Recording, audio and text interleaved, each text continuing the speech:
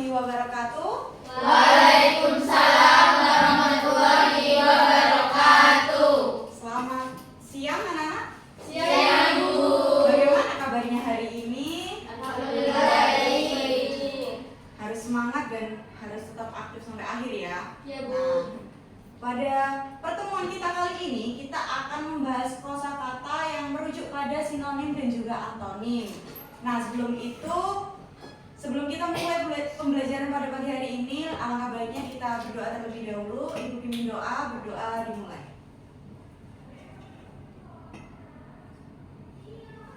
Berdoa selesai. Hari ini ada yang tidak masuk? Hadir semua. Alhamdulillah. Oke, sekarang kita langsung saja. Kita akan membahas kosakata sinonim dan juga antonim.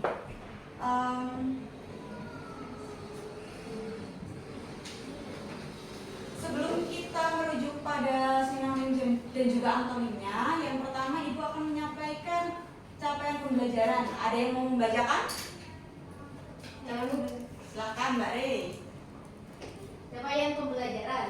Peserta didik memiliki kemampuan berbahasa Indonesia yang baik dan benar untuk berkomunikasi dan berpendapat sesuai dengan tujuan, konteks sosial, akademis, dan dunia kerja. Peserta didik mampu memahami, mengolah, menginterpretasi, dan mengevaluasi informasi dari berbagai teks kompleks. Peserta didik juga diharapkan mampu membaca teks dan mengidentifikasi kosakata baru sebagai dasar pengembangan keterampilan berbahasa yang lebih luas. Ya, terima kasih banyak Mbak Re. Nah, jadi capaian pembelajaran yang ingin kita capai pada pembelajaran kita hari ini seperti yang sudah dibacakan Mbak Re tadi. Lalu untuk selanjutnya itu ada tujuan pembelajaran. Nah, tujuan pembelajaran ini ada 5. Yang pertama itu diharapkan peserta didik dapat menjelaskan pengertian sinonim dan antonim dalam bahasa Indonesia dengan tepat. Yang kedua, mengidentifikasi sinonim dan antonim dari kata-kata yang terdapat dalam teks bacaan. Yang ketiga, membedakan jenis-jenis sinonim, sinonim mutlak dan sinonim kontekstual beserta penggunaannya. Yang keempat, membedakan jenis-jenis antonim, ada antonim mutlak, antonim bertingkat, antonim relasional beserta penggunaannya. Dan yang terakhir, itu menggunakan sinonim dan juga antonim secara tepat dalam kalimat dan wacana, termasuk menemukan sinonim atau antonim kata yang dicetak tebal dalam sebuah paragraf.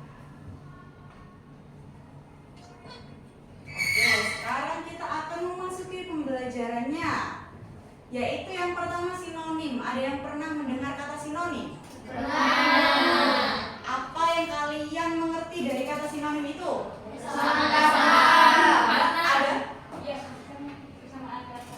Iya, betul sekali. Nah, untuk lebih jelasnya, di sini ada pengertian sinonim secara menyeluruh. Jadi sinonim adalah kata-kata yang memiliki makna yang sama atau hampir sama dengan kata lain. Nah, kata bersinonim dapat saling menggantikan dalam kalimat tanpa mengubah makna dasar kalimat tersebut. Nah, sinonim ini berasal dari bahasa Yunani, yaitu sinonimus yang berarti nama yang sama. Contohnya ada kata mati bersinonim dengan meninggal, wafat, gugur, tewas, dan makat. Nah, meskipun itu bermakna sama, tetapi tidak bernyawa lagi. Nah, dari pengertian ini, jadi sebenarnya sinonim itu bukan persamaan kata, lebih ke persamaan makna. Iya, betul sekali. Tadi sepertinya Mbak Ovi menjawab persamaan makna. Ya, betul. Seperti itu ya. Jadi sinonim itu persamaan makna.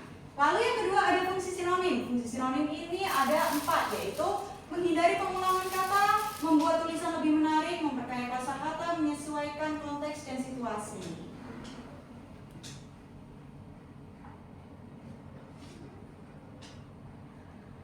Oke, untuk yang selanjutnya itu ada jenis-jenis sinonim. Yang pertama ada sinonim mutlak. Sinonim mutlak itu adalah makna yang sama dan dapat saling menggantikan dengan ciri-ciri seperti tersebut dan contohnya seperti yang sudah Ibu tampilkan. Lalu yang kedua ada sinonim kontekstual. Nah, sinonim kontekstual ini maknanya mirip, tetapi penggunaannya tergantung konteksnya.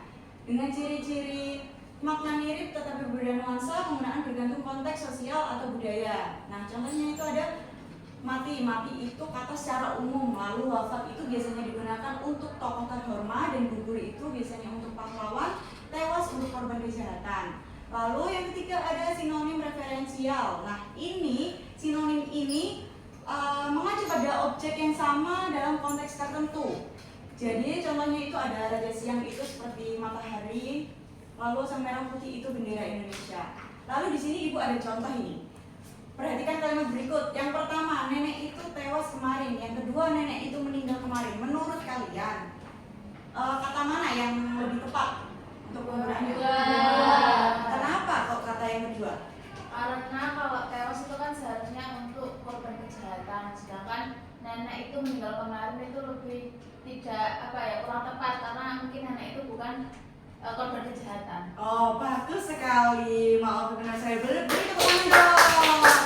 Ya, seperti itu ya. Jadi sinonim ini tidak bisa digunakan sembarangan. Ada kata yang harus disesuaikan dengan situasi dan siapa yang dibicarakan. Seperti itu tadi yang seperti yang dikatakan oleh Mbak Ovi, ada nenek itu berbeda konteks tewas dan meninggal itu. Lalu untuk yang selanjutnya kita akan belajar tentang antonim. Siapa yang pernah mendengar antonim? Pernah? Apa Mbak Dia antonim itu? Antonim itu lawan kata. Ya, betul sekali. Kita akan belajar lebih lanjut tentang antonim. Nah, antonim ini adalah kata yang maknanya bertentangan atau berlawanan dengan kata lain. Jadi, antonim ini sama seperti sinonim tadi, bahwa antonim ini juga berasal dari bahasa Yunani yang awalnya berkata antonimus yang berarti nama lawan. Hubungan antonim terjadi antara dua kata yang memiliki makna yang saling berkebalikan. Contohnya, panas itu lawan katanya juga dingin. Besar itu lawan katanya kecil. Hadir itu absen. Memberi itu menerima. Lalu ada juga yang selanjutnya itu jenis-jenis antonim. Nah, jenis-jenis antonim ini ada 4. Yang pertama antonim mutlak, yang kedua antonim bertingkat atau gradasi, ketiga antonim relasional, dan yang terakhir itu antonim hierarki. Dengan ciri-ciri dan contoh yang sudah ibu tampilkan, nanti PPT-nya ibu kirim di grup ya. Jadi kita langsung saja di sini. Antonim ini tidak selalu benar-benar berlawanan. Ada yang memiliki tingkatan dan ada yang saling berhubungan. Makanya antonim ini ada macam-macam jenisnya. Oke, untuk selanjutnya, karena kalian tadi sudah mendengarkan ibu rasa kalian menyimak dengan baik. Jadi selanjutnya kita akan berlatih latihan cepat. Yang pertama itu menentukan sinonim. Siapa yang bisa menjawab langsung saja ya. Sinonim tiga nomor dijawab oleh satu orang, yang kedua juga 3 nomor dijawab oleh satu orang. Siapa yang mau menjawab sinonim? Oke, Mbak Dia semangat sekali nih. Silakan. Untuk sinonim yang pertama, cerdas itu sinonimnya pintar atau pandai. Terus sinonim yang gembira itu sinonimnya adalah senang atau riang. Terus yang ketiga berani itu sinonimnya adalah pemberani. Bagus sekali. Beri tepuk tangan dong kepada Mbak Dia. Bagus sekali Mbak Dia.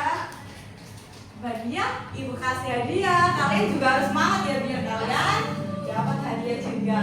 Oke, sama-sama. Untuk selanjutnya kita akan menentukan antonimnya. Antonim dari gelap, boros dan juga hadir. Siapa yang mau menjawab? Mbak Aisyah. Mbak Aisyah dulu ya Mbak Re. Silakan Mbak Aisyah. Baik, untuk antonimnya kata gelap itu terang ibu, Ya. yang boros itu hemat, yang hadir itu absen. Bagus sekali, beri tepuk tangan dong. Ya, jadi perlu diingat ya anak-anak bahwa sinonim itu persamaan, antonim itu lawan katanya. Oke, untuk Mbak Aisyah, terima kasih banyak Mbak Aisyah. Oke, untuk selanjutnya.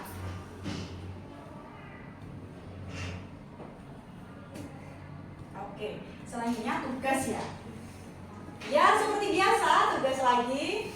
Ibu akan membagi kalian menjadi 2 kelompok. Ada yang 5 anggota, ada yang 6 anggota. Kalian mau memilih kelompok sendiri atau ibu pilihkan?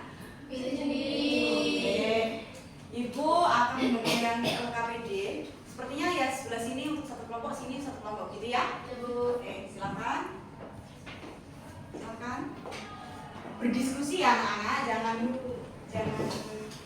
kerjain sendiri. Ibu beri waktu kalian 1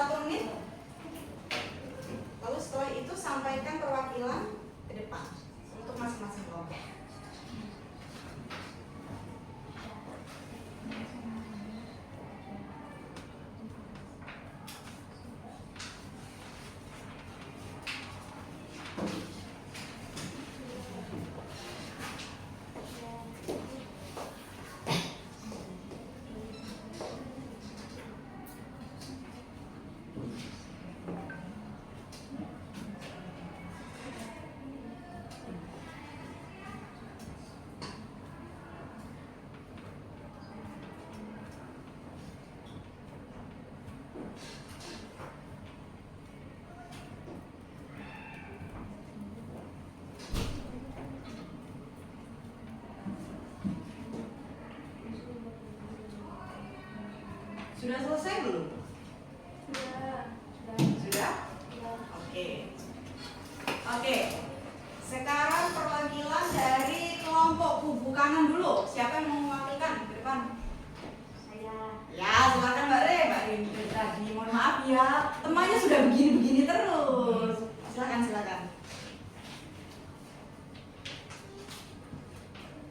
Jadi jawaban untuk yang tantangan A itu yang nomor 1 ada kata cerdas, sinonim satunya pintar, sinonim duanya pandai. Terus yang kedua kata indah, sinonim satunya elok, sinonim keduanya cantik.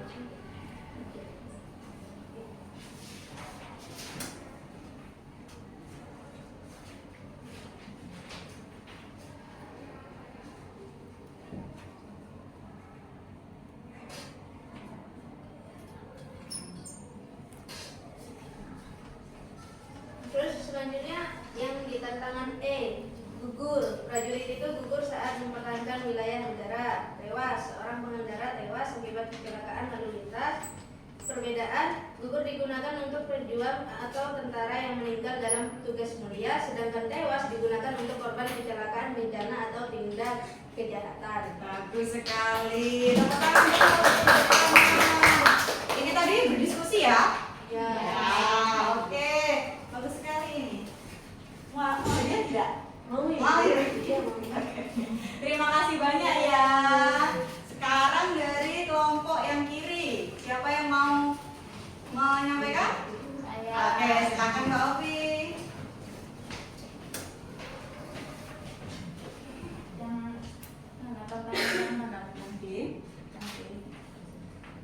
Tangan-tangan yang B, di sini ada kata kaya.